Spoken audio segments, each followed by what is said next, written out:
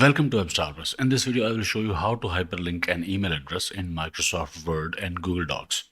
To do that, type or paste the email address in document.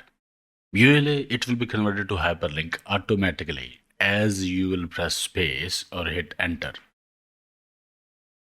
It is the same for Word and Google Docs.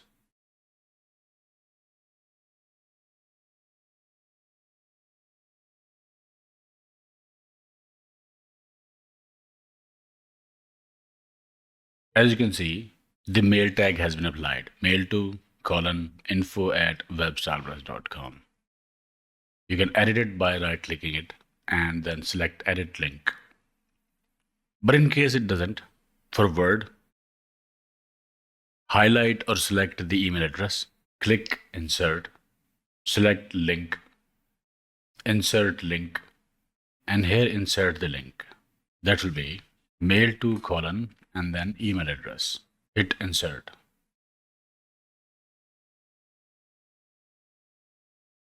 And in Google Docs, select the email address, right click, insert link, or select the email address, insert link, and that's it. Link has been applied automatically. We can right click this email address, remove the link, or edit the link. This is the text, and here we have the email.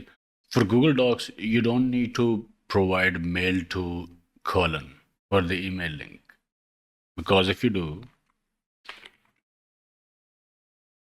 and hit apply, it changes back to email address.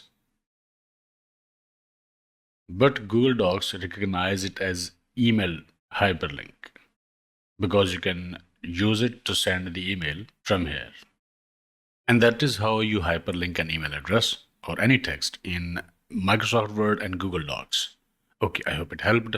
Like, share, subscribe, and I will see you in the next one.